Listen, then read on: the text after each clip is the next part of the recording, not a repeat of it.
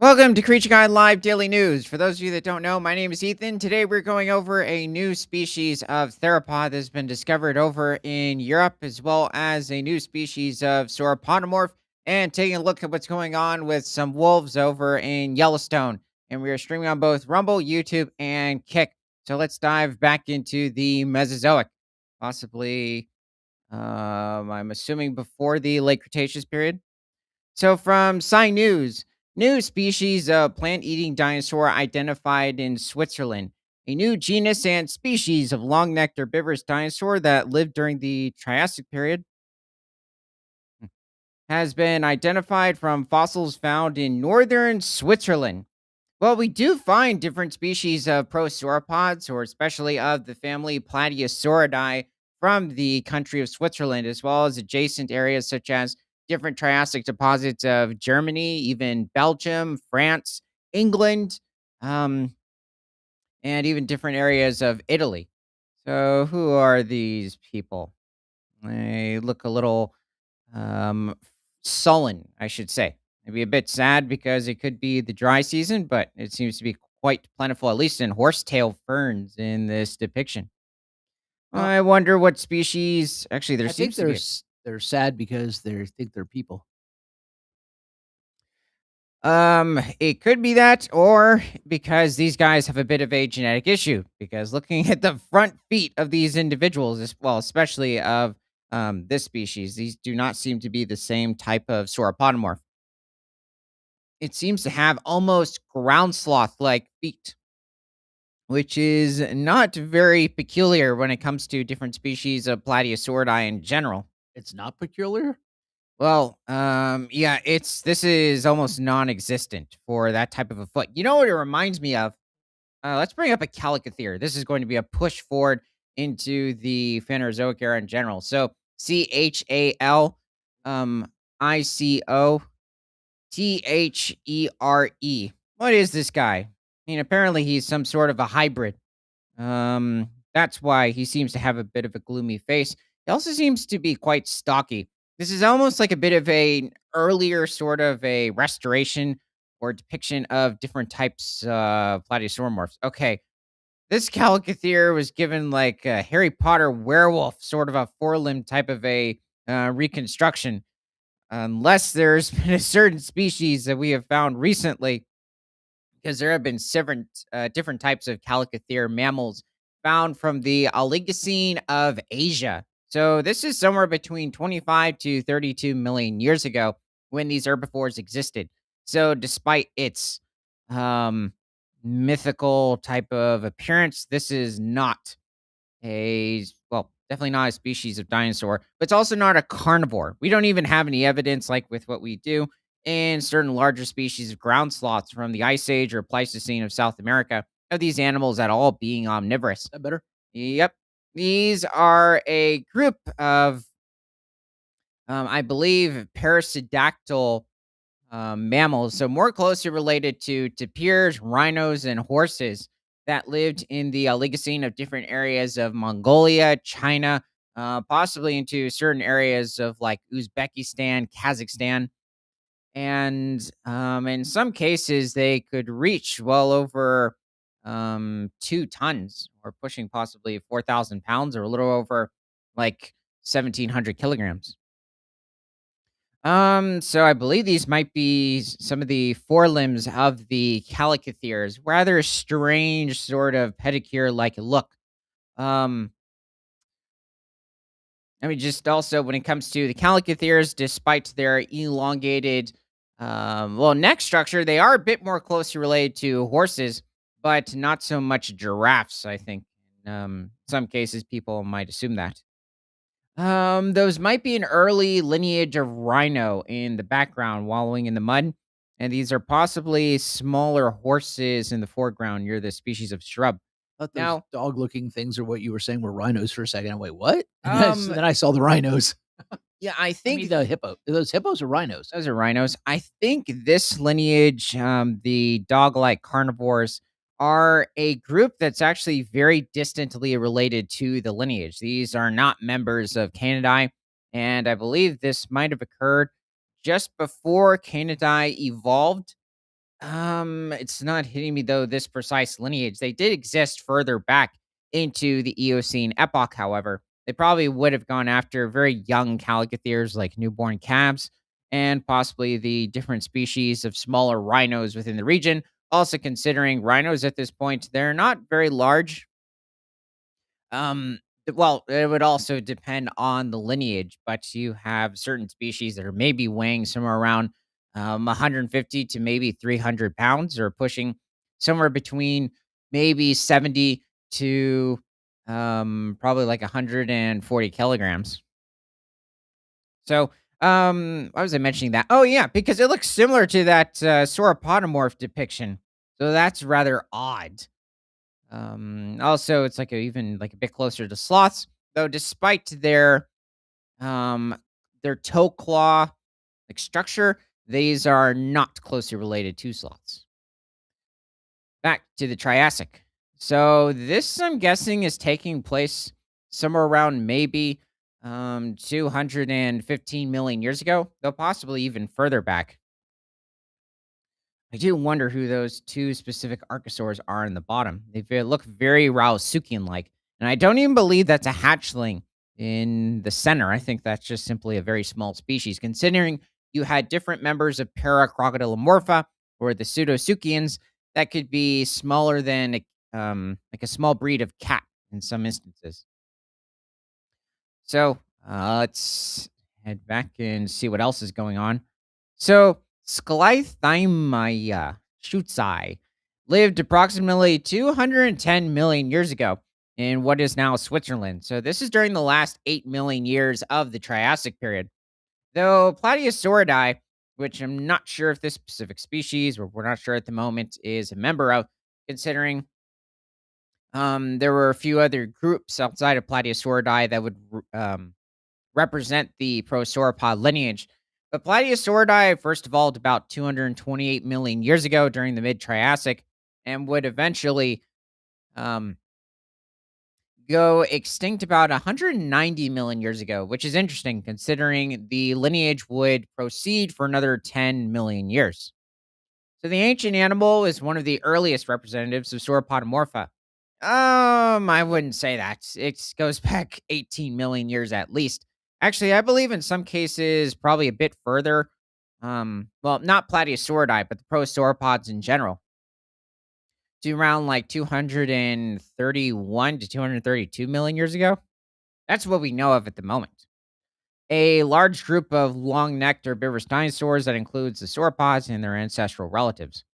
Yeah, really just sticking to the prosauropods much further back. So, sauropod dinosaurs are certainly among the most conspicuous elements of Mesozoic terrestrial vertebrate faunas. Um, there's a wide range of different lineages of dinosaurs that you could use that adjective for, not just the prosauropods, but they are very distinct from their layered descendants, especially when it comes to the structure of their forearms, even their hind limbs, their feet in general are very different. Later sauropods, in many cases, especially when it came to their forefeet, would pretty much turn into a hoof outside of their elongated thumb claw. Lead author Professor Oliver Rahut from the Bavarian Natural History Collections and the Ludwig Maximilians Universität and his colleagues from Germany and Switzerland said in their paper.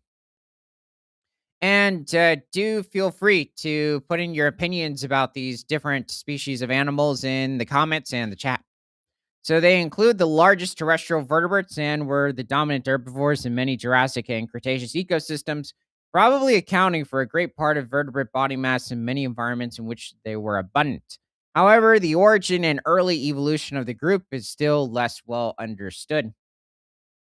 I think also when it comes to earlier representatives of this lineage, especially like the earlier Saurischians, which the prosauropods derived from, as well as their predator counterparts, the different species of theropods, just when they specifically evolved. Okay, let's bring up Starichia. Okay, so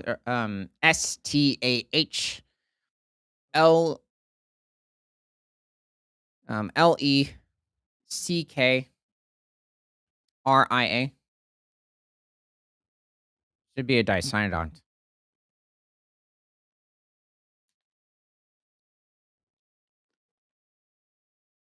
Either I misspelled it or you did.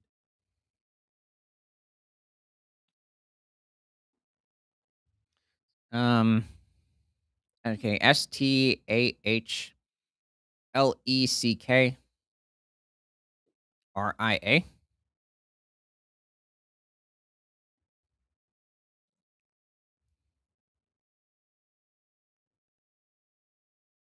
Huh. Okay. Well, What is it? it was just a species like related to Placerius, Dicynodont. You want um.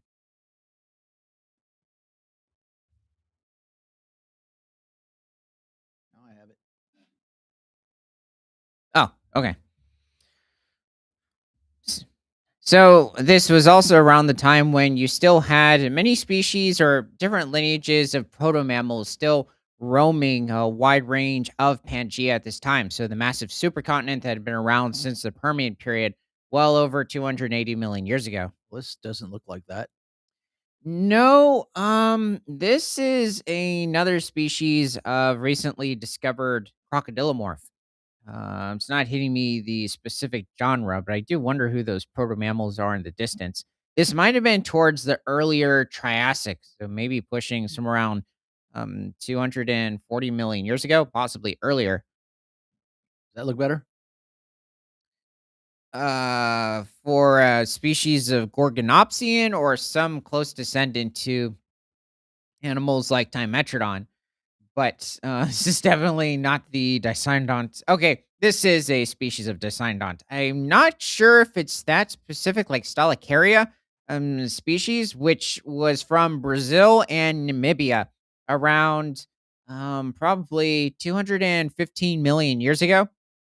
So this animal did inhabit different areas of, South America and Africa during the time, which is, um, common these are common areas to find different species of proto-mammals like these stalacarids and specifically or more generally just different species of the tusked dicynodonts. So it is a bit of a debate as to what specifically they would have used these enlarged canines for. They weren't necessarily as delicate as the canines of different species of carnivores, like the different species of proto-mammal gorgonopsians or the larger predatory synapsids in general, which didn't become larger than the dicynodonts like Stelacaria, but they could still reach a little over 1,000 pounds or pushing over 450 kilograms. Different members of the dicynodont lineage could reach somewhere around 4 to 5 tons. Wait, let me Um, throw this guy in. You know who this is? oh yeah, we did this recently. It We was did? a chinemera form found in Poland. No, So I think also like near the same time. I don't even remember doing it.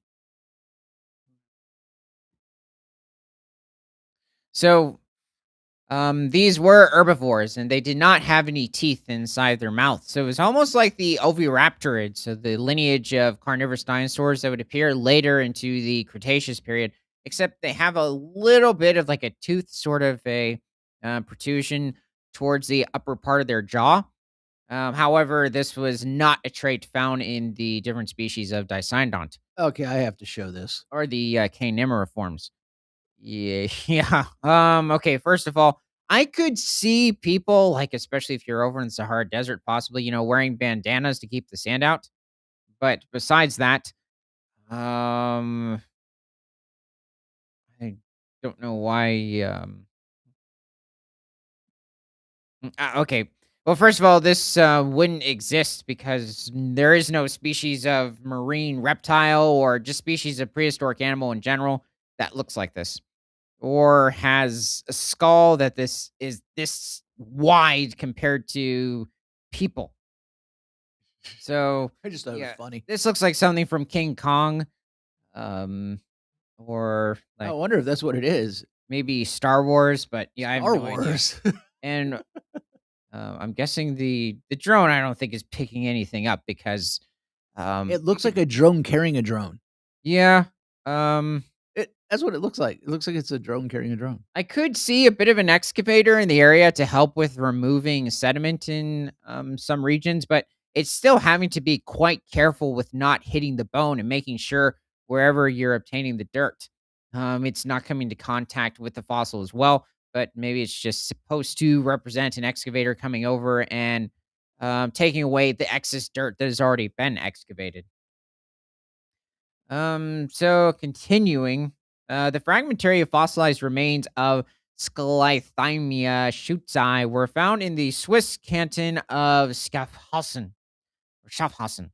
The fossils were long considered to belong to Plateosaurus. I mean, that's not surprising. Plateosaurus is quite abundant in different areas of Belgium, Germany, even Norway, a genus of herbivorous dinosaurs that lived during the Triassic period around 214 to 204 million years ago.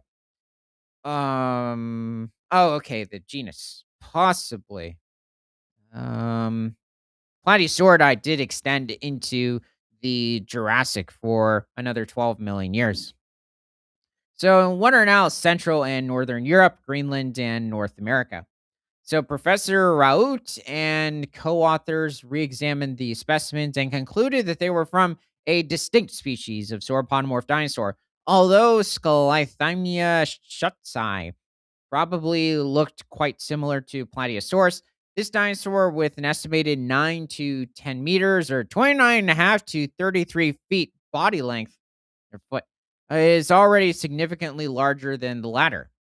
Okay, this is definitely not a small species of Plateosauridae. This is actually one of the larger species, apparently, and approaching the size of the larger species of Plateosaurus. Um, so that is quite astounding, and that's really exciting to hear. So, I guess when it comes to, I guess another species of dinosaur, let's look up the Magnaposaurus, The what? Megapnosaurus, Megapnosaurus.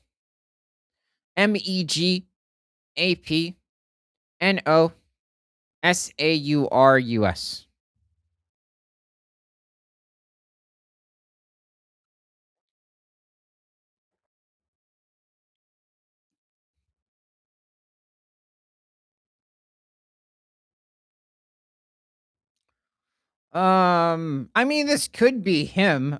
He is a member of the Coelophysoideae lineage of theropod dinosaurs. However, it is showing though Coelophysis.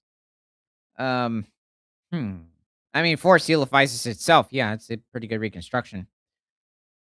The guys on or the animals on the left are a bit closer to the reconstruction, but still, these are almost like Lelian sternus to an extent. Those look like a smaller branch of Metracanthosaur or possibly like Allosaur. I have no idea what type of a lizard that they're supposed to be feeding on. Um, and it looks like one of the Allosaurs has elongated bottom canines. Yeah, it's strange. This is a very goofy representation. And what is also odd is that the vegetation on the sides looks quite lush, very green, and somehow there's just a um, dirty water hole that these animals are supposed to be drinking from. And apparently, there's no other available source of water in the region. This is very unrealistic. These animals are definitely going to have major digestive issues later in the day. Anyway, when it comes to Megapnosaurus, which is it Raptor Planet said these are goofy. You just said what I was typing. well, I'm sorry. But then I guess that's a good thing to an extent. So, well, yeah, I mean, animals in general, they don't want to intake a bunch of dirt in with their water. I mean, in many cases, when it comes to like even the dry season, dinosaurs, animals in general, are going to be trying to find the cleanest sources of water possible. So this is very odd, but it also doesn't make any sense with the lush vegetation on both sides. Um, Yeah, and also like a dried up creek this wide would be quite filled with water. But focusing on the Megapnosaurus, it's a very small species of coelophysid. They probably reach somewhere around maybe 6.6 to 7 feet in length. They're pushing around 2 to 2.1 meters, and probably didn't weigh much more than 40 to 70 pounds, or somewhere between like 18 to maybe 33 kilograms. So it was quite a small species of theropod dinosaur, but this isn't necessarily surprising, especially for the um, possibly early Jurassic. This animal might have inhabited, I believe, a certain area of Africa around 190 to 200 million years ago. So similar to the time of Dilophosaurus, but it did not coexist with Dilophosaurus. Okay, this might be approaching more recent reconstructions. This is better. And what is interesting, I do like this depiction. It's unfortunate it's a bit blurry, but of it hunting, especially like different species of mammals during this time, considering when the early Jurassic hit, you already had an explosion of different species of mammals during the Triassic period over 228 million years ago already occurring. But definitely during the Jurassic, like the different species of dinosaurs, the mammals started increasing further in variety. Not so much in size, though it is the Jurassic when it seems that these animals seem to have obtained some sort of a virus and went from laying eggs for the most part to, well, okay, they were completely, all of them were laying eggs, and then they transitioned to giving live birth, but you still had a handful of species that were um, likely laying eggs. Is this him, the Megapanosaurus? Yep. That's a really good reconstruction.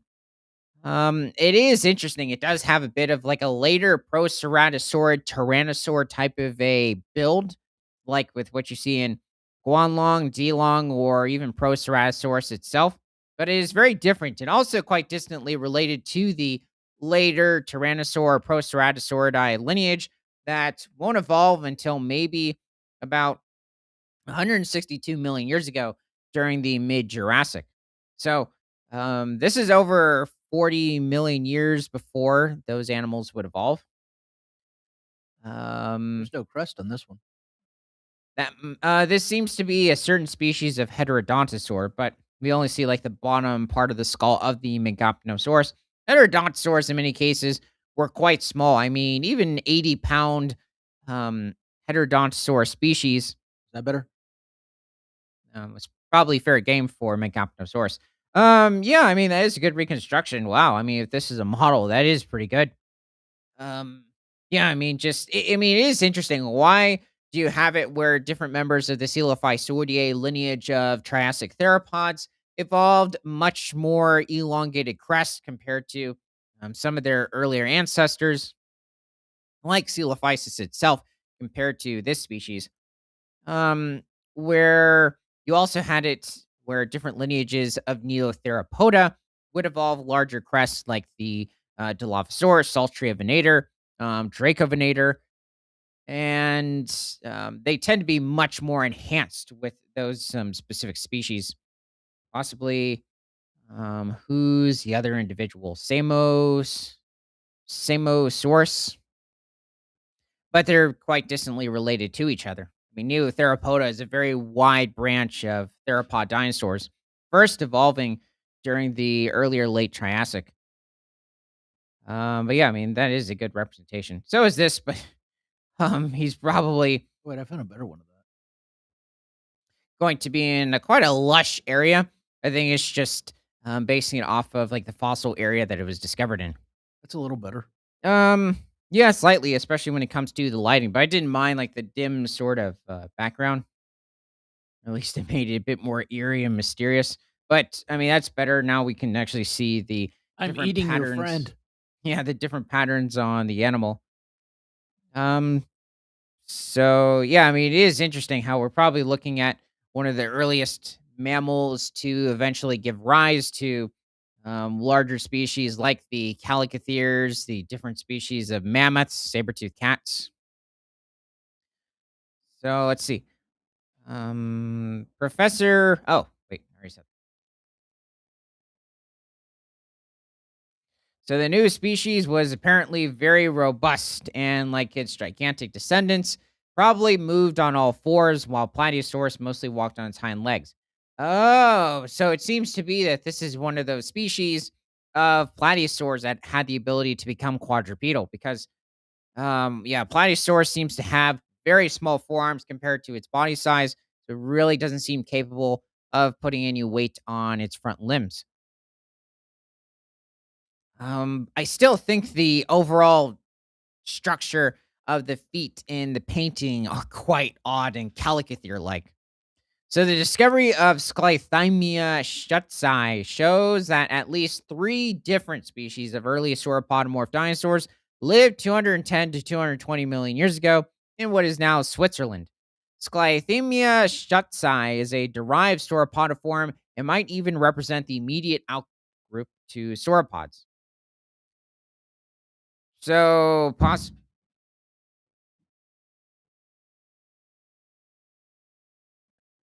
anyway, possibly, when it comes to this specific species, the sauropod group possibly derived from it. So, I would say though this is a bit early considering this is pushing somewhere between 210 to 220 million years ago. I mean, I think that might be a bit better to say when you're talking about the earlier Jurassic. Um, Anyway, in the context of a phylogenetic analysis, the new species indicates that the Triassic Jurassic extinction event probably only had a minor effect on sauropodomorph evolution, and that the ascent of sauropods was delayed until the late early Jurassic, when other early sauropodomorph lineages perished in the Pleistocene Terracian extinction event and gave way to an explosive radiation of that clade. Um, Yeah, but this is at least 8 million years before the Triassic extinction event. I don't know what necessarily what could be taken out of this sauropodomorph to um further state sauropod evolution. I mean, it's certainly possible, but I don't know, there's just something on with that theory. Oh, that's it with that. I do want to bring up somebody else, Digonosuchus. So STAG, Whoa, whoa, repronounce that for me. Stegonosuchus. Staganosuchus.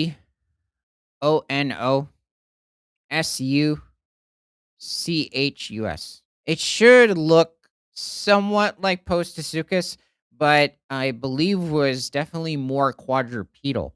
Postosuchus is a species of Rausuchian that seems to be very bipedal, at least in the last couple of decades. Um, wait, is this him? Was this a species of reptile that popped up recently? Interesting. I mean, if that's Hold on, him, let me double check and make sure it's saying it's him. I just found No, this. it's not. Okay. Well, Well, I do remember this animal. I think it was from the Triassic. Either that or it was one of those odd crocodile morphs from the Cenozoic era or after the dinosaurs, but I believe it was a Triassic species. But Stegonosuchus had a much more just like a typical Rauisuchian sort of a skull structure. This is a little let's look more. yeah, that's better. But this also might be Mimbawa Wakale and not but it is closer to Stegonosuchus, which might have been discovered over in Africa. But Stegonosuchus was probably pushing somewhere around 17 feet in length or a little over 5.2 meters. I And can't find anything on him. that's strange. I mean, I think he was also like found in other than this, yeah, I was going to say he's been around for a long time, like possibly the late 1800s. So, yeah, Stegonosuchus, yeah, at least looking at the larger individual, is one of the larger medium-sized species of Rauisuchian to exist. Prestosuchus. Prehistoric is a bit different.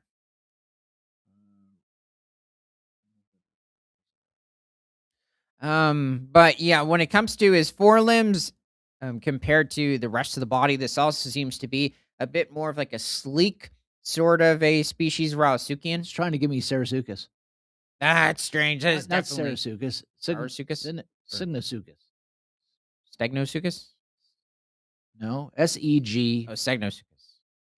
Um, yeah, not still not the same animal, though. It's not hitting me when it comes to the overall build of Segnosuchus compared to this species.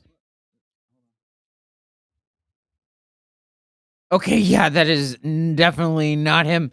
This is one of those smaller lineages of the Pseudosuchian or crocodilomorph family, also having a distinct, like, bottom sort of a canine, kind of like with what you see in different species of crocodilomorphs today. Um, but yeah, this animal maybe weighed a few pounds. It was quite small, pushing no more than like 2 kilograms. But the um like I even redid it and can't find anything on him. but the Steganos, wait, Stegonosuchus.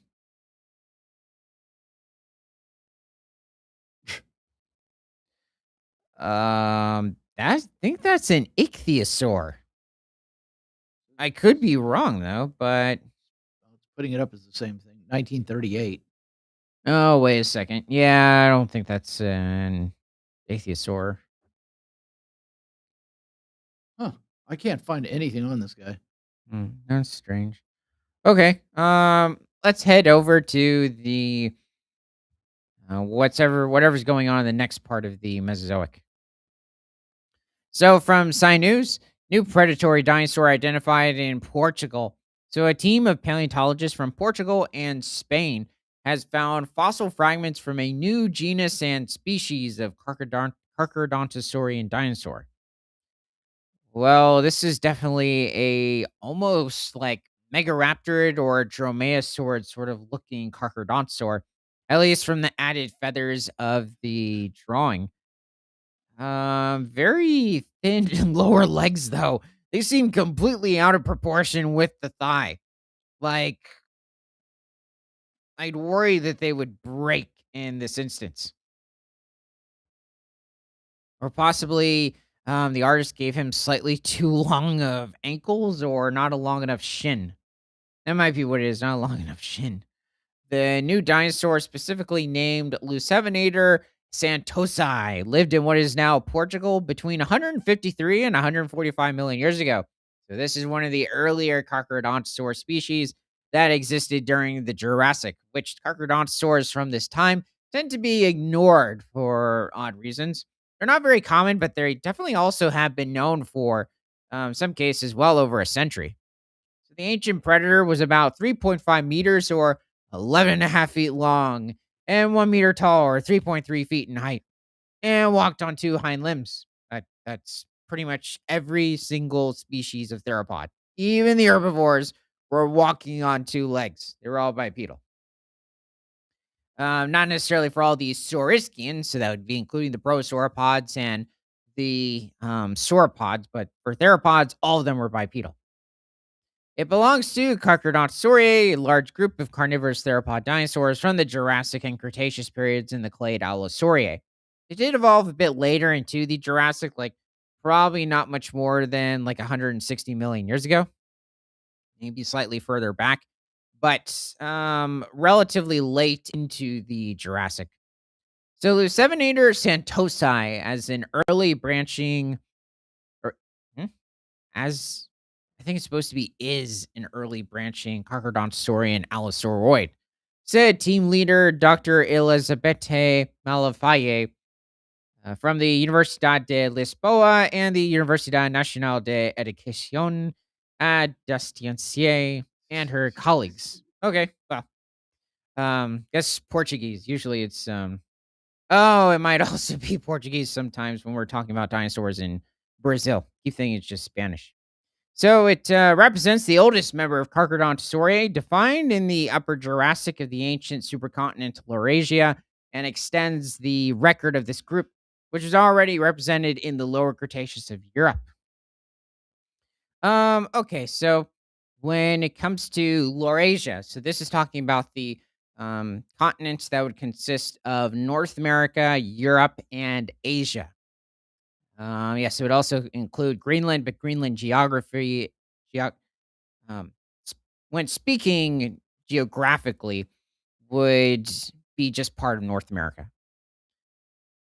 Okay, we have got a sauropod that looks like he smokes 8 times a day, and what on earth? Where's those macaroni pieces for his teeth? Or okay,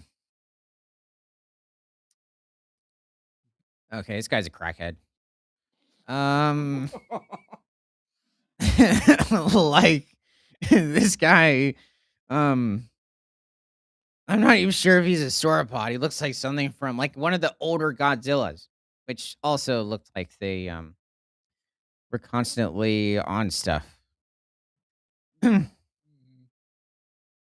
Okay, he has further evidence of more Mesozoic creatures that just do not take care of their health.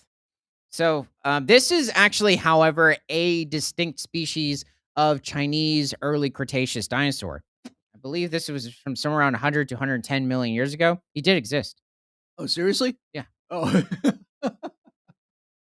But when it comes to, yeah, his buck teeth, those are very present. So it is interesting. You have it where different species of animals today, like different types of lagomorphs, like rabbits, possibly chinchillas, but the viscachas they don't necessarily have buck teeth, but it's more of their incisors, very similar to different species of rodents like beavers and porcupines. And then you have that specific species, which didn't evolve the lagomorph or rodent incisor teeth, so the front two teeth that they use for chowing down wood or even different species of vegetation in general. Yeah, I'll get to this freak. Um, but for some reason, that specific species of dinosaur evolved buck teeth, which is odd. What on earth? This looks like one of those larvae from like one of those, I don't know, 2010. At least I kind of considered a bit of a horror show where the larvae would like attack each other.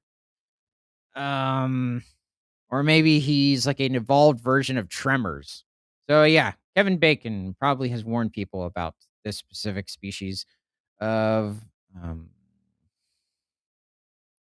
yeah, he's astonished too. Was that supposed to be, I think, an Arctic snow owl? I always thought there was something wrong with, those individuals. I mean, you could say they do, like, when it comes to, like, the parents feeding their young during the summer, and there comes to a point where they will just engulf giant, lemmings or voles within the area, and you would assume they would take their time, but I guess it does really help with speeding up growth since they're having to be concerned about like Arctic foxes or even other predatory birds on the landscape. But yeah, this guy is freaky. And yeah, even he would be quite astonished. There's another word. Probably quite embarrassed.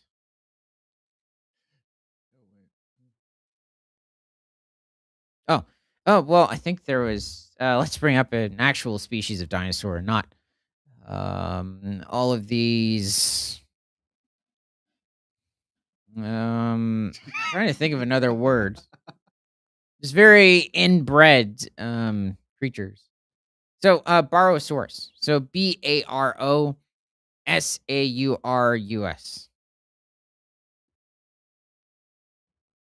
What did he borrow? Um I'm trying to assume. Probably you probably needed a dictionary for every single word that um he ever spoke. Considering these did not have very large brains compared to their body size, usually being around the size of a golf ball. But it might not even have been a dictionary. They probably need an instruction manual for every time they went to feed on different species of conifers or ferns. Like, how do I disassemble the leaf? And it would probably say the same thing over and over. Just bite it, rip it off. It's not hard. But this animal, it's there were a handful of different theories as to like how long it could reach, at least in terms of length. So there were some theories that put Barosaurus reaching at somewhere around 153 feet, or maybe pushing well over 40 or 45 meters, and probably also weighed um, maybe somewhere around 22 to 25 tons. So for a diplodocid, which or a member of Diplodocidae, which is what Barosaurus was a member of, it looks like this animal was probably around 89 feet in length, or maybe pushing a little over 32 meters. Wait. What on earth? It's almost like it's trying to somewhat replicate animals like Shunosaurus. But this was far after those species or that lineage of sauropods went extinct. It looks like a type of pasta growing out of its tail. It's like a pasta or a flute, maybe they're jingle bells. J I don't know. I don't see any bells. Well, maybe they're inside of the. What are those things that you hit with that, like, chimes? Oh gosh, geez, yeah, that'll keep away the predators. It'll probably also keep this animal from having a lineage too, for how annoying those things are. Oh, it's interesting they're showing Ramphorhynchids, like, that's good to see too, but also the little sauropodlets. I think it's good reconstruction besides the chimes. Let's see. Okay, this is definitely a very thin representation, but also a very, almost gecko-like, look of this animal. So, Barosaurus also likely roamed in herds, and we possibly have evidence of, um them roaming in herds due to fossil footprints, likely being preserved adjacent to a fossil quarry that contained barosaur skeletons. This is somewhat based off of that reconstruction or the display in the American Museum of Natural History in New York of an Allosaurus fragilis going after a Barosaurus adult, which would be completely insane for this species of carnivore. I'd say most to an extent when referring to Jurassic carnivores. Allosaurus fragilis was not much more than maybe 2.5 tons and pushing around 30 feet or 9 meters. It could easily be crushed by the sauropod.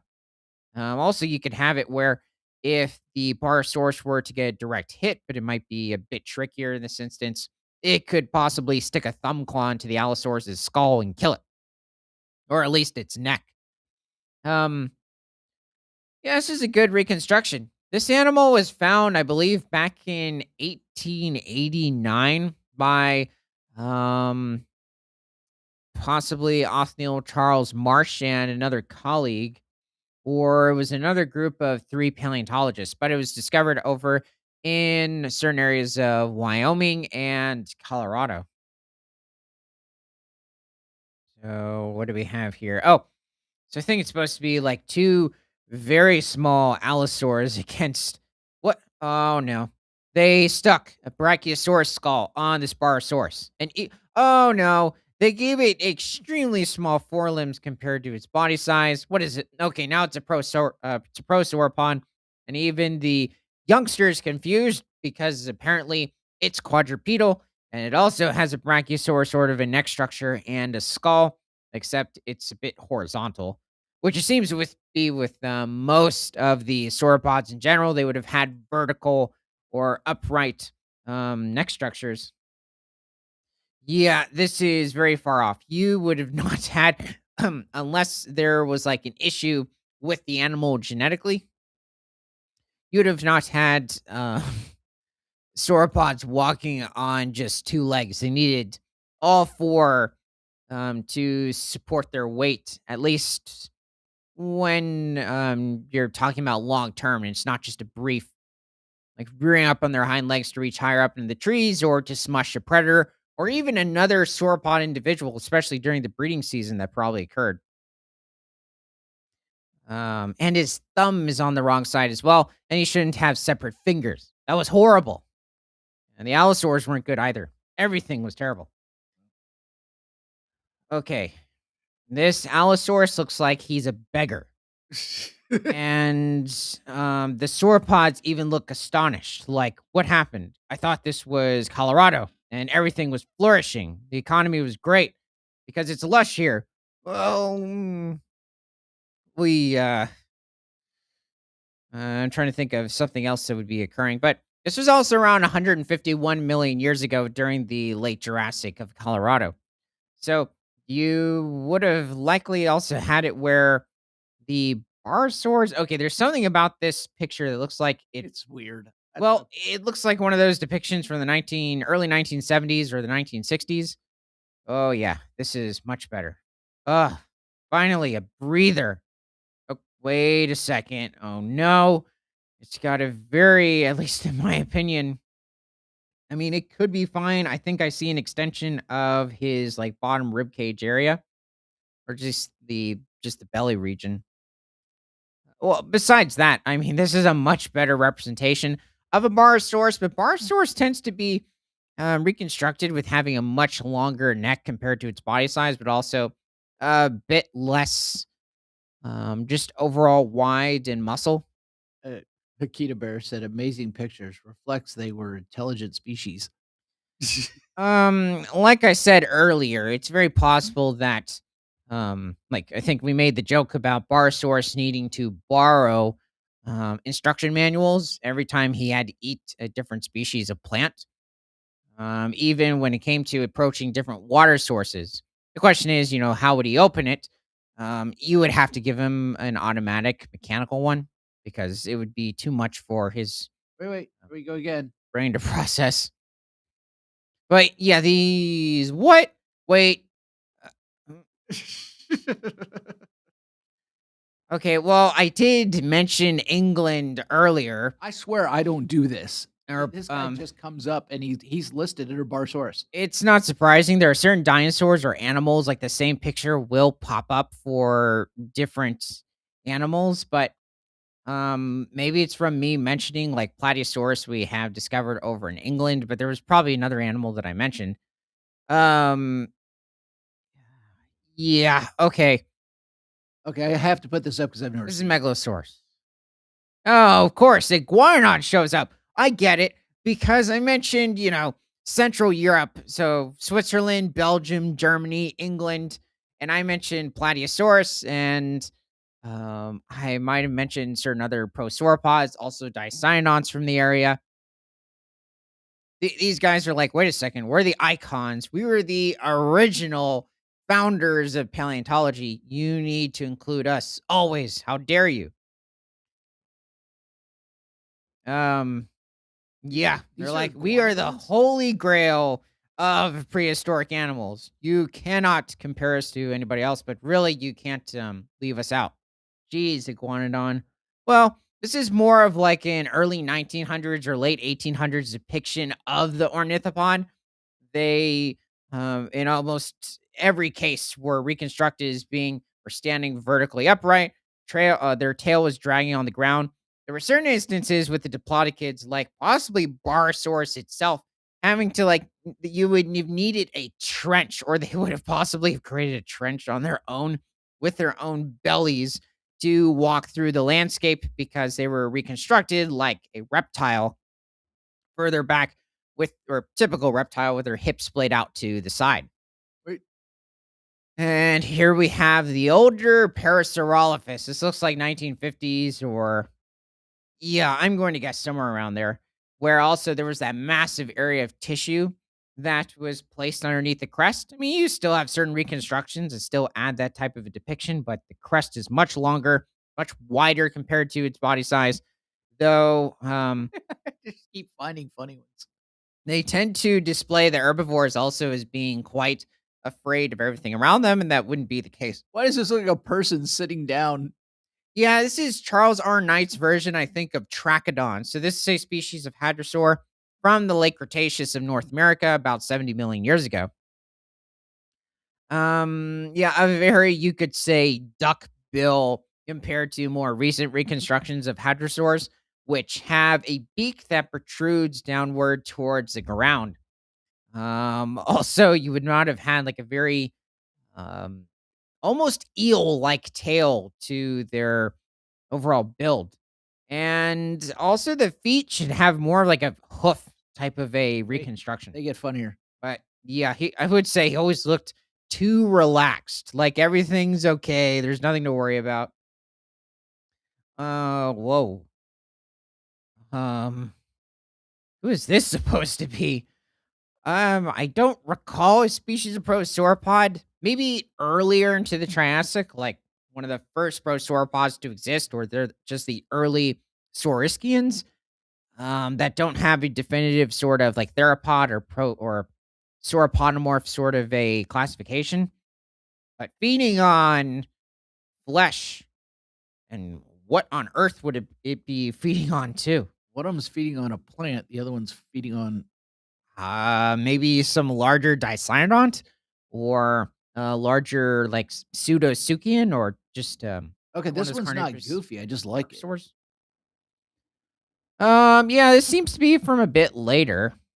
Like maybe this is 1980s with Triceratops porsus and Edmontosaurus in the background, but you have pteranodons. Pteranodon had already gone extinct like over 79 million years ago, whereas the other two dinosaurs, not including like the little late Cretaceous birds, were only existing about um 66.5 million years ago, and Montosaurus, even with Enectins, was pushing well over 68 million years ago. But Pteranodon had already gone extinct. Wait, I've never seen this. Still a good drawing. Oh yeah, I've seen this. This is definitely I think after Charles R. Knight. This is another paleo artist, but definitely it showed Dilophosaurus as being very just out of well, in this instance, he definitely doesn't care about his health. And you would assume that this guy is like feeding on pancakes He's every got a big single gut. yeah, every single day of the year. I mean, maybe even going after um what else? Probably like chocolate mousse. But besides that, oh, also there being a plesiosaur on the ground, or at least away from the water. I mean, it's certainly possible he could have pulled it off the shore, or it might have beached itself. But this was back when it was assumed that plesiosaurs could come onto the beach and try to lay some eggs, and that does not seem to be the case. They did not have the ability to move around on land. Wait, But yeah, he is completely out of proportion. what Oh, am I looking at? yeah, it's like the Brachiosaurus is looking at him like, "What are you doing?" I know, that's what I was thinking. As he's already injuring him. What is this supposed to be like a Allosaurus that also back then they would like mix it with a somewhat Tyrannosaur sort of look, but even then it's quite far from a Tyrannosaur This was a depiction. poster, or still is. Yeah, I don't doubt it. Yeah, it's a poster. Yeah, the also I guess what's interesting is that they're having him prey on the Brachiosaur in like a marsh area, at least judging by the water and the aquatic vegetation, semi-aquatic. This is funny. But yeah, it's oh He's wait. stepping on his head. Yeah, I thought maybe the Triceratops was pushing him away, but yeah, he seems to be stepping on him. This seems a lot more recent. Um, yeah, the Triceratops is like, wait, I can't see. Not necessarily that he lost his eyes. That would be extremely hard for a T Rex to do, unless a Triceratops, especially a younger one, was completely just unconscious. But also usually it would be roaming a small herd unless it's a lone bull, but not at that size. It But would be larger than the stepping on T-Rex. its head? I mean, Yeah, I could maybe see that with a younger individual, but this seems a bit far. this actually isn't bad. Seems way too confident. Oh yeah, I think this is Knights too. Though I always wondered, that always looked like mozzarella on like, somebody took the sauce and mozzarella off of a pizza, and the pizza weighed, like, 3,000 pounds, and then gave it to, I think this was supposed to be an Allosaurus. But yeah, if you ask me, that does not look like sauropod meat unless it's supposed to be, like, fat, but sauropods probably didn't contain a lot of fat. I know I showed this before, but That's it a cracks me Camptosaurus up. in the background, the foreground. Oh, yeah, the, Charles R. Knight's, Allosaurus depiction being, is jumping on one another, but also he would give a lot more life to dinosaurs compared to many other paleo artists from the time. Wait, I think I have a flying T-Rex. Um, that could also be an Allosaurus, but okay, so we have a Dimorphodon, possibly a Ramphorhynchid in the background with, like, a Pteranodon sort of a crest, but Dimorphodon already went extinct far before Allosaurus evolved, and all of these creatures went extinct before Triceratops, I'm guessing, popped up on the scene, but that could be. This actually might be a species of Centrosaur from like 73 to 75 million years ago over in Montana. Also, does he have like immense serrated teeth? Mhm. What on earth? Okay. So, um, we have all these animals are horror creatures. In fact, that Allosaurus looks a bit like the 1950s or 1960s Godzilla, at least when looking at his tongue was beyond his bottom jaw. He's gonna bite his tongue. Yeah, everything about this guy, he's got too much like a dragon sort of a tail. I'm guessing this is supposed to be like a T-Rex attacking an Alamosaurus, but he has a very long tail compared to his body size. Even his arms are huge. Also, he couldn't necessarily rear them up in that type of a way to make himself look bigger. Wait, this guy's got superpowers. Oh no. It's like, oh, wait a second. Is this supposed to be for like Beasts of Bermuda?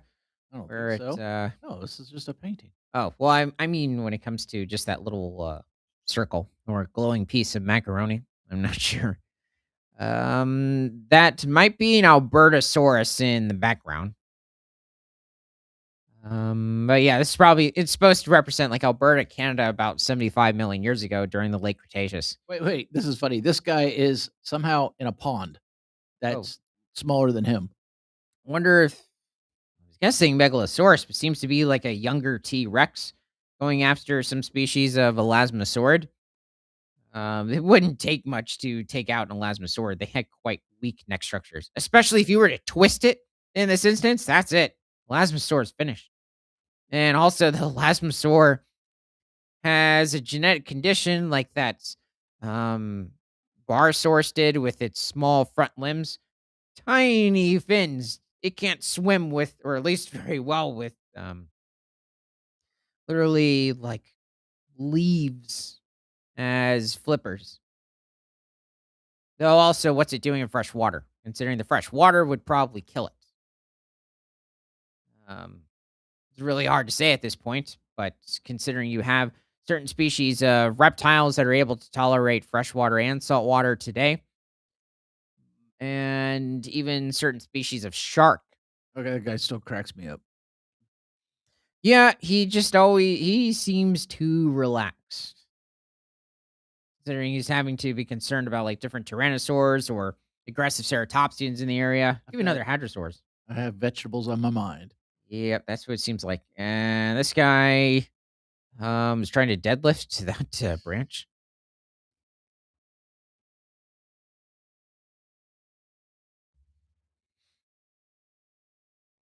And then the macaroni guy, or not pasta, whatever that is. Yeah, chime Yeah, pasta guy. chimes. Okay. Yeah, here we go with everybody with health issues. I don't remember what we were talking about.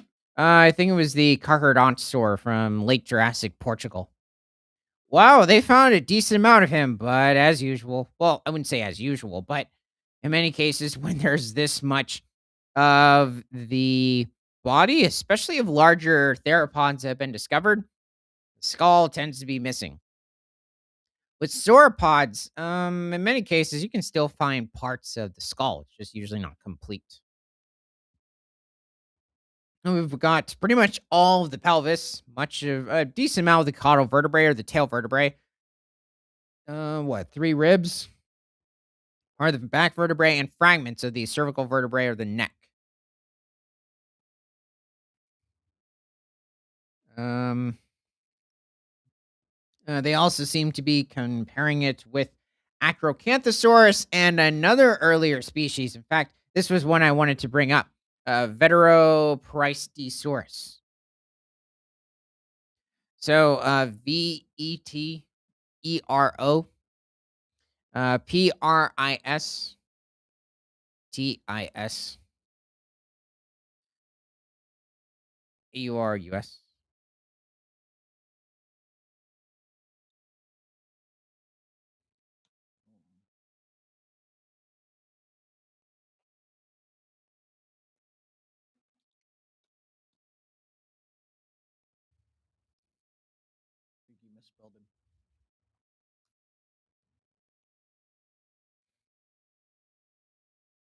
Hmm? Veter. Hold on. Let me see if this is him. That could be him.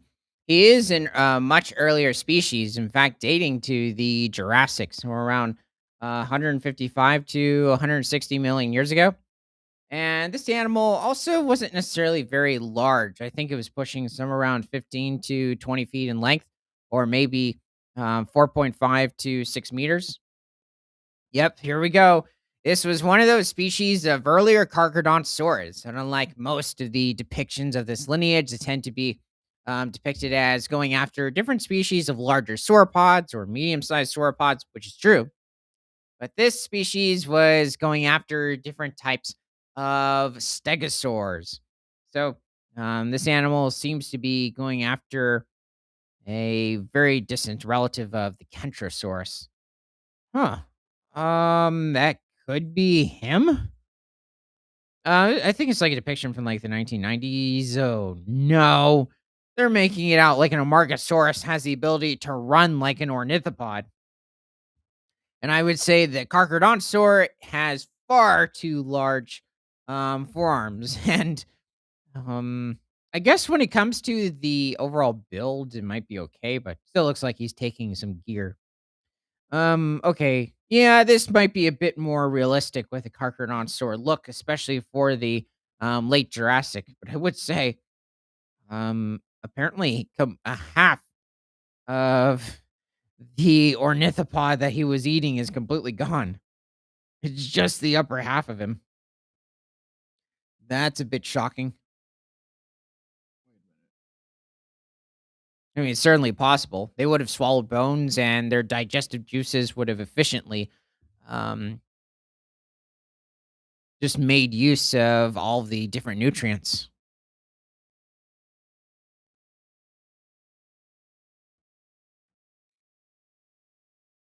Yeah, I mean, when you look at certain later species, oh, wow, is this him? Okay, that's interesting. I don't believe we have found the complete skull, if we've even found the skull of this animal. I think we've only found like certain parts of the caudal vertebrae or of the tail, maybe slivers of the back vertebrae, not even really much of a pelvis. Um, but this species, I mean, what is quite fascinating is that they added feathers to this Carcharodontosaur. Now, it is a smaller species, but also just Carcharodontosaurs in general. When you look at the different species that have been found from the Cretaceous, they're not usually ever reconstructed with feathers. Look what they did again. Well. A Hadrosauromorph has shown up. I didn't even mention. As a Vetromartosaurus. Yeah. Um, we haven't even mentioned Hungary or Romania, which is likely where this individual was discovered very recently. Why would he be? He's seriously invading because I just mentioned the ornithopods and like species of hadrosaurs. Not even specifically hadrosauromorphs, but I didn't mention megalosaurs when the megalosaurus showed up. We're not going to deal with this individual for now. Sheesh. Oh, interesting. Okay, so this is Did someone take a photocopy something? um no idea. I don't think so. They drew it? Oh, I see what you mean. There's something about it, like it seems. It looks like it was a photocopy. Yeah, Look at the I look at the signature. yeah, it's true. I'm not sure. That's definitely possible. It is interesting with the carcodontosaurs at this point. They almost have like a coelophysid sort of a look to them. At least when it comes to their neck and skull structure, you could possibly even include their arms. They're very lightly built. It is a mystery as to what species of sauropod this could be confronting him. But he's definitely going to have a very hard time um, taking on one by himself. I mean, I think in this also the forelimbs are extremely short. This is like what they did to the barosaurus on that other picture. So that's quite insane. Very robust neck, however. And also, we don't have any evidence for nodosaur spike characteristics on carcodontosaurs. Yeah, that probably didn't exist. Though it's very likely they might have had osteoderms or that those smaller spikes, like with what we see on the neck, or even this individual on carcodontosaurs, and also other members of Allosauridae in general. But these tend to be quite smooth. This guy. Okay. Um. Hey, McFly, subscribe. Okay. The paleontologist described Lusovinator santosi from two specimens found in Portugal's Lusitanian Basin. One of these specimens is a 153 million year old partial skeleton of a juvenile individual from Praia de Balmatayo, the locality of Robamar, and municipality of Lorrinha. Lorrinha. The second specimen is 8 million years younger. Whoa, well, that's a difference. That's 160 million years old, or 161, and belongs to a large-sized individual of Lusovinator santosi. It was collected at Praia de Cambelas in the locality of Sao Pedro de Cadeira and municipality of Torres Vedras. Despite the great similarity in the theropod faunal composition, the recognition of a Carcharodontosaurian Allosauroid taxon provides a component of the Upper Jurassic Lusitanian basin distinct from its contemporaneous Morrison Formation in North America.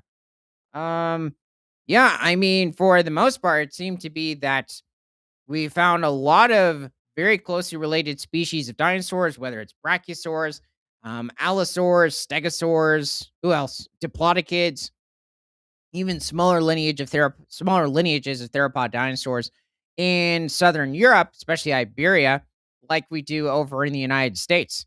But this completely makes the area, especially the Lusitanian Basin, very unique.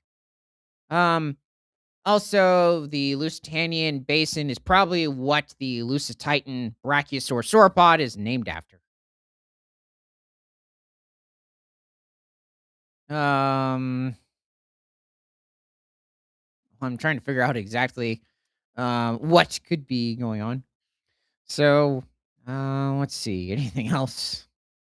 Oh, so the development of a terrestrial dispersal route connecting these landmasses after the late Tithonian or 145 million years ago could explain the absence of Carcharodontosauridae in the diverse theropod faunas of the Morrison Formation, and additionally their presence during the early and late Cretaceous in North America. Oh yeah, that's another thing. So you have it where the Carcharodontosaurs are roaming in different parts of Europe, obviously different parts of Africa. Asia, they pop up, but North America, they're pretty much non-existent. The question is, how do they all of a sudden reach South America? So it could be simply maybe migration from Africa or possibly mysteriously from North America. But that is a huge question considering they're just over in South America that we do tend to find certain closely related species over in Well, also even Australia to an extent, but that would really, I think, be with the Megaraptorids. I don't know if there's any evidence for Carcharodontosaurs being in Australia, especially later into the Cretaceous. Okay, let's bring up another theropod dinosaur, Ornitholestes.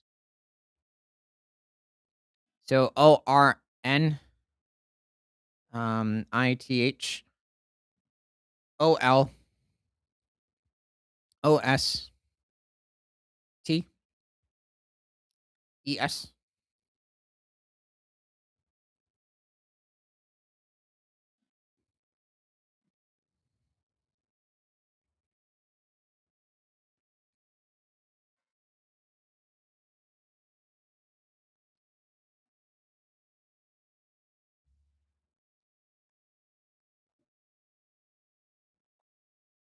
Okay, so this reconstruction, or let me rephrase that. This is a species of theropod dinosaur from Colorado and Wyoming. Akita Bear said, "Yes, please subscribe. It's worth it." I always enjoy the news. Um, well, thanks. And let's see. Oh, so I will say that the Walking with Dinosaurs representation of Ornitholestes is a great model. The problem is that there are certain issues, especially with the skull, and the arms might be slightly too robust, but they're really not bad when it comes to the rest of the animal. Um, Also, it's very likely that this creature would have been covered in feathers, and not just a handful towards the upper part of this cervical vertebrae or the upper part of the neck.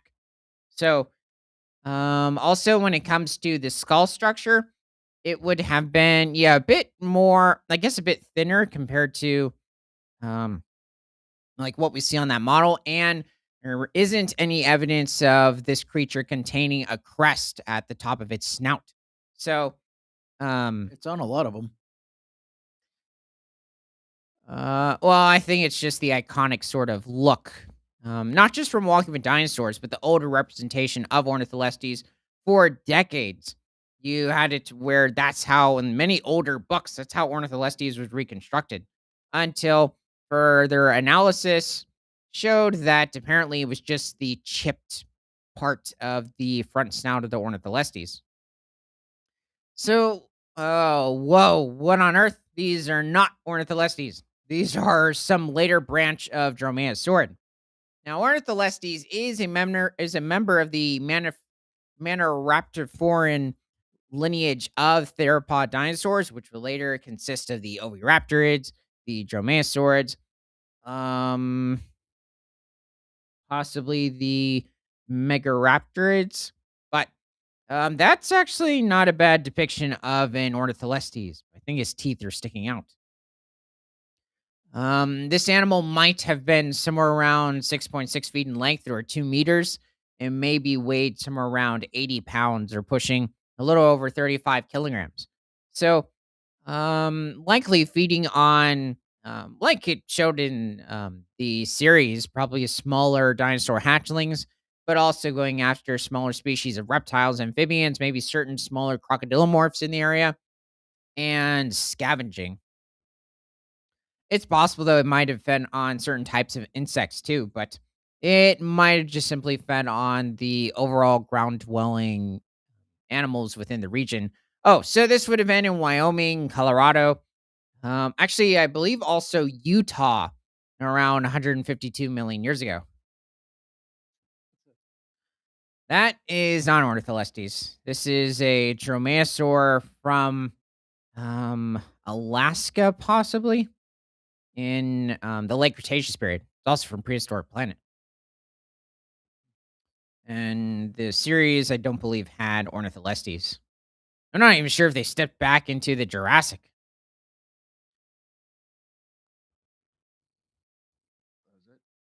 No. So let's see. So the new Carcharodontosaurian theropod provides the first evidence for symmetry among allosauroid theropods in the late Jurassic of Europe. Additionally, the discovery of Lucovinator santosi sheds light on a poorly known period of Carcharodontosaurian history and adds important data to the knowledge of the early evolution of these allosauroids. Yeah, I mean, this is definitely a bit of an answer to where specifically carcharodontosaurs were roaming at this point in the Jurassic, but just a huge mystery as to how they got to South America. Um, okay, so should we? Whoa, no, what is this? Um, yeah, I think we can rule it out. It's a bit terrifying. I think what's even more terrifying is that it has um what on earth? Yeah, I don't know what to say about this. It's a hippie theropod. And it looks like it's got like a Jurassic Park tyrannosaur skull with 3 fingers. It's got problems everywhere. Its teeth are sticking out. I think its ear is located right under its eye socket. Oh my gosh. And the nostrils also look a little, oh no. This is not good. What has happened? I mean, yeah, hair and feathers are keratin, but this is too far. It's got braids too, or a thing for a bun. Oh, oh, right. Yeah, it's from when they were over with the brachiosaurs. Okay, so heading forward to the Cenozoic era. So from wildfile.com, Yellowstone's oldest wolf pack, Molly's pack, leaves the park, raising fears for its future. Oh no, they're still in the ecosystem, I bet. Wouldn't worry.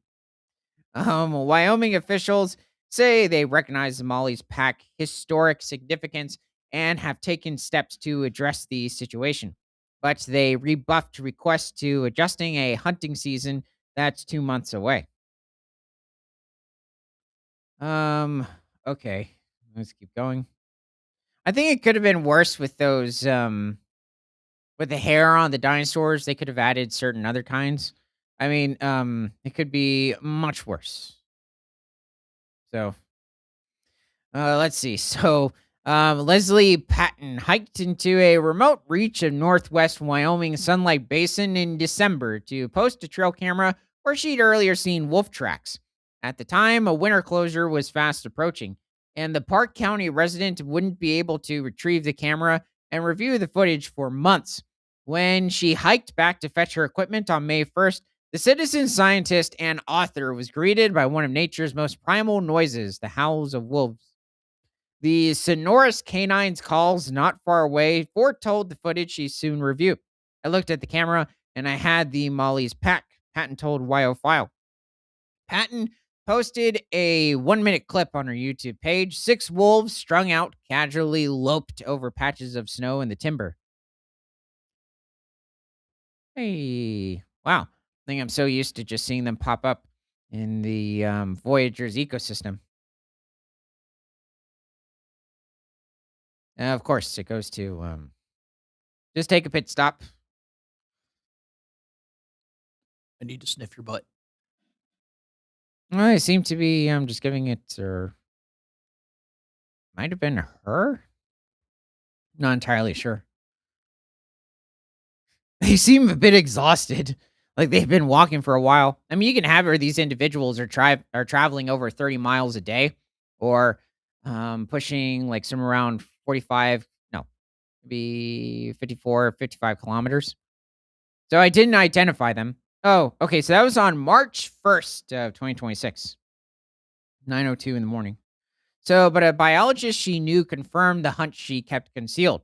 The wolves belonged to Molly's pack, the last remaining pack from Yellowstone National Park's historic reintroduction of wolves 31 years ago. Originally called the Crystal Creek Pack. In 2000, they were renamed in memory of Molly Betai, the first woman to direct the U.S. Fish and Wildlife Service who died of cancer during the reintroduction. Okay. And apparently these wolves are still alive. That's actually kind of interesting. So there's a movie out about them right now at IMAX theaters nationwide. The original name of the movie was The Molly's Pack, said retired Yellowstone Wolf Project leader Doug Smith, who's finished up a book on the wolves. Molly's claim to fame is it's the longest known intact genetic lineage for any pack in North America. Um, I mean, I guess that's possible. There's many wolf packs. So was this back in the 90s? I don't know, is that Yeah. the person that died? U.S. Fish and Wildlife Service Director Molly um, Beatty helps hoist the first wolf for reintroduction into Yellowstone's Crystal Bench Pen in 1995. 5 years later, the reintroduced wolves were renamed. Okay, it's just being repetitive. So the pack's new whereabouts, dozens of miles to the east of their typical backcountry territory in Yellowstone's Pelican Valley, is deeply concerning. My worry is that there's a group of people who just don't like wolves, and they'll hunt them more avidly just to get them. Smith's, I think it's about talking about, or this is supposedly the wolf expert Doug Smith. So Wyoming's wolf hunting season starts September 15th, and state wildlife officials voted Tuesday to allow the killing of up to 4 wolves in the area, sparking concern about the pack's future. Although wolf hunting is quite difficult, Yellowstone wolves are accustomed to vehicles and crowds. They're often naive to the dangers posed by humans, and as a result, they are especially vulnerable to hunters. That's the big issue, really. It takes them a bit to figure it out because they're just so used to people. It's a unique circumstance that Wyoming Game and Fish Department wolf biologist Ken Mills does not relish and is handling carefully. State wildlife managers even attempted to relocate the Molly's pack den site away from cattle to reduce the chance of conflict that could lead to their demise. It's not an ideal situation. It's exactly the pack you'd never want to move out of the park, but that's what happened.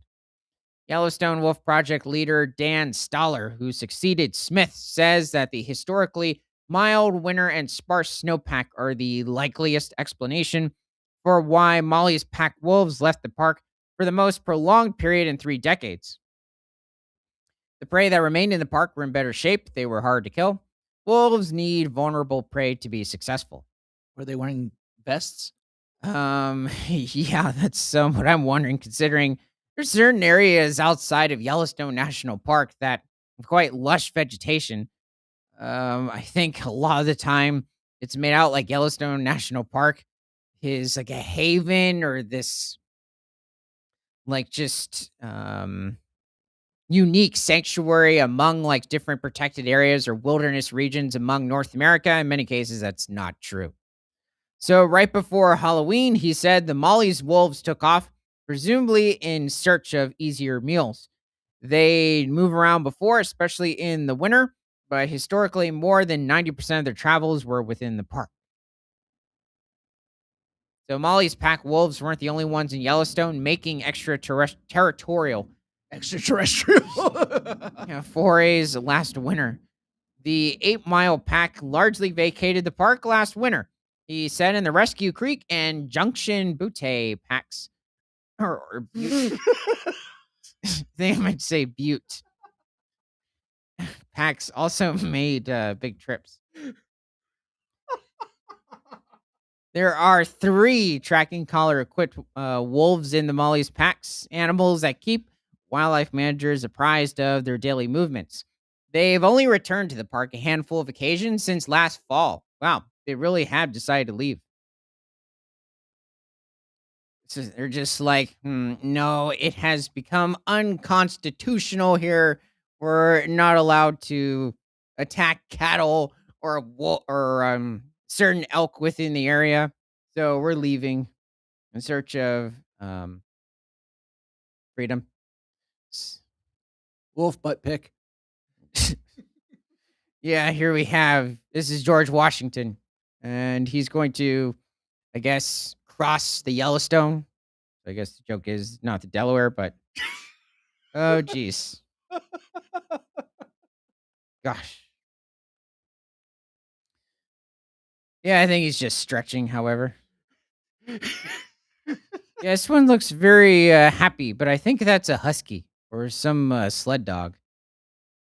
Unless it's one of those wolves from like the Tibet plateau of China, which tends to have that more of a complexion. Don't look at my butt. Yep, somebody is not very happy and a little lower in the pecking order, especially looking at how curled the tail is. So Molly's pack, the oldest wolf pack in Yellowstone National Park, left the park boundaries and established a den near Sunlight Basin and about an hour's drive northwest of Cody. Okay, so this is a bit challenging to figure out exactly where this is. Oh, wait a second. Okay, so wait, this is the park over here. This whole white region is Yellowstone National Park. Um, okay, I guess this is like a management area for um one of the like wolf hunting areas, and this is another one. But I would assume it'd be like for elk and deer as well. Wow. Yeah, they've really decided to just head out of there. I really wonder what happened. Especially when it came to prey or maybe territorial conflict with other wolves in the area.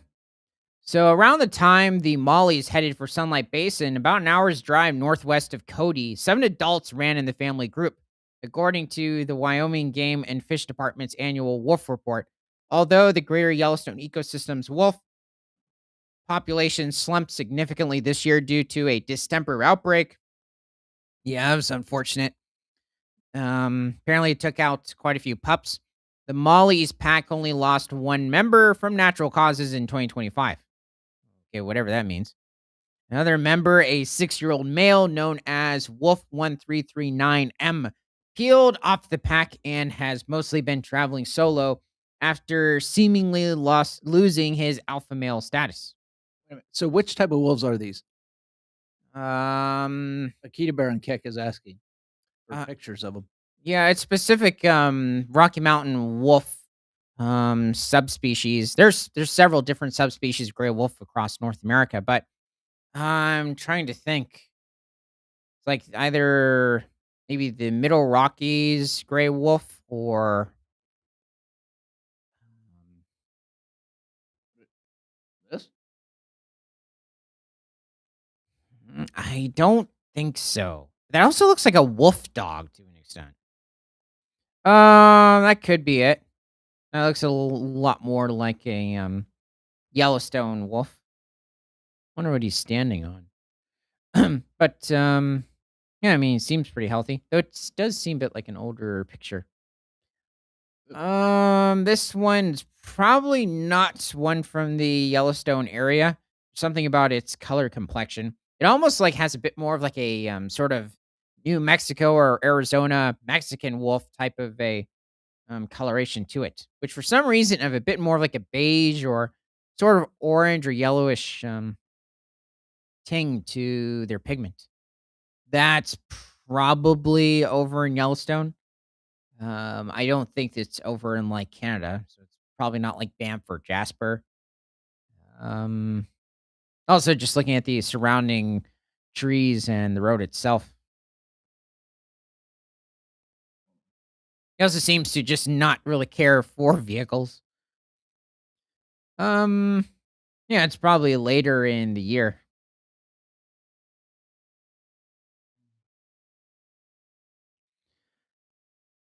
So, and another member died accidentally during Game and Fish's routine capture operations last winter.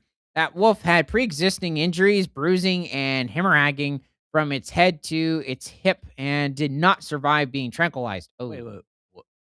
hemorrhaging? Hemorrhaging? Hemorrhaging? Oh. So, well, that's unfortunate. It's one of those things that happens. About 1 in 100 wolves that we catch from the air die. Currently, the well, also they can be put into a bit of shock if you're kind of chasing it with a helicopter. Currently, the Molly's pack includes 5 adults and 5 pups. One of its remaining members, Wolf 1090F, is a 12-year-old female and among the oldest wolves on record for both Yellowstone and Wyoming. Wow. Actually, I was wondering if um, another wolf in like the past few years had reached this age because it had been some time since there was like a 12-year-old wolf. That's um, that's pretty successful. Here's a happy individual. Almost looks like the coloration that you see on certain, I think, Nanukosaurus, sort of like the Alaskan Tyrannosaur from Alaska. About I know it's repetitive, but maybe 68 to 72 million years ago, and they give it this sort of a coloration. Also, would have lived in the snow. So yeah, it's Wolf 19109F. Or 1090F. The location of the Molly's Pack Den site where they're raising the 5 pups isn't great. There's going to be a lot of cattle going into where they're denned. Using a method that's as simple as walking near a wolf den, a technique Mills has studied, state wildlife officials attempted to get the pack to relocate their den to a safer site. The adult wolves naturally move their puppies after being disturbed, and the idea was to get them away from tempting domestic cattle, which can doom depredating wolves that can't shake the habit. We tried to be proactive. They're moved, but not as far as we would prefer. Yeah, I mean, that's definitely going to be a difference in prey capture. Oh, okay, so no, it's right over here. Okay, so if the Molly's pack does stay out of trouble during the summer grazing season, they'll face another threat to their persistence come fall. Where Wyoming manages wolves as trophy game, hunting is tightly restricted, and the seasons are especially conservative this year. The state agency proposed a 50% reduction in hunt limits following a canine distemper outbreak that dropped the state's population to the lowest level in 2 decades. Even so, Wyoming plans to allow the killing of up to 4 wolves between September 15th and December 31st in Hunt Area 1, where the Molly's pack has been dwelling. On Tuesday, the Wyoming Game and Fish Commission approved those regulations, although not before hearing from folks concerned about what the fall hunt means for the Molly's pack. They are one of the most studied, scientifically important wolf families in the world, Mark Cook told commissioners. Once they're gone, decades of irreplaceable knowledge are gone with them. Cook, who's the vice president of Wolves of the Rockies, the day before had emailed gaming commissioners a letter asking them to temporarily close Hunt Area 1. Wyoming has been getting pretty beat up lately with some wildlife issues, and I think there's an opportunity here for you folks to do the right thing. Yeah, I think it's a bit of an older photo of some wolves, maybe going after a bison. You've definitely injured it. 'Cause he's covered in blood. Hopefully that's from the bison and not him. Um, That right. doesn't look like a wolf to me. Yeah, he does have a bit of a really dark but very round sort of complexion, especially in this area. It's probably a younger or an older female, possibly they're going after. So Cook's request didn't stand alone. Um, okay, this is just being a bit repetitive with everything going on with um just the hunting. Okay, so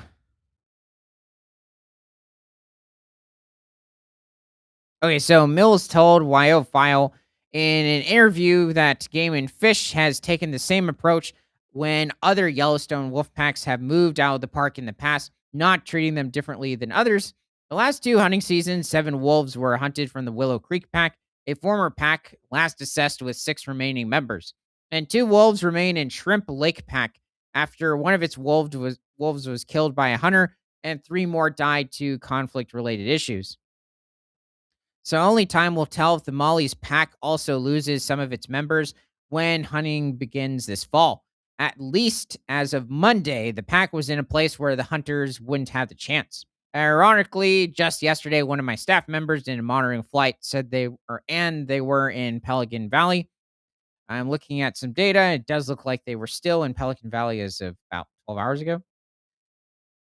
Okay, so over here, Ken Mills, Wyoming game and fish large carnivore biologist, muzzles a sedated wolf placed inside of a department truck to help maintain its body temperature during a February 2018 capture and collaring operation south of Jackson. Interesting. I didn't realize that that's why they would have kept it inside of the truck to keep it warm during the winter while they're, I'm guessing, doing a somewhat health checkup. So they were over 30 miles from the den site. Although Yellowstone area packs have been observed moving pups long distances, the pilot did not spot any pups in tow during the overflight. They don't have any reason to think that their visit to Pelican Valley means they abandoned the den or lost pups. Wolves can cruise that distance in a day and a half or less. Yeah, definitely 30 miles. That's a really far distance for the pups, though. Okay, anything else? Oh, so should the wolves remain long term in Wyoming's hunt area? One Stoller doesn't anticipate Yellowstone seeking any special relief for the Molly's pack. Park leadership has taken that step before when Montana hunting seasons took an especially heavy toll on park packs. Facts suggest their range in response to prey availability. This is evidence of a wolf pack behaving naturally. Stoller remarked that he'd hate to see an old alpha female like Wolf 1090 F lose her life to hunting. Well, I think also for how old she is, I'm just saying if she were to die in general, like just by a kick from a bison or possibly an elk, another conflict with another wolf. I mean, it's a bit of a risk of her having pups at this rate. But that's part of the wolf world. Okay, anything else? No, that's it. Okay. Well, thanks for joining. And from prehistoric to present, my name is Ethan. This is Creature Guy Live Daily News. Let's see. So, happy International Carcrodontosaur Day. And remember that nothing is better than all animals all the time.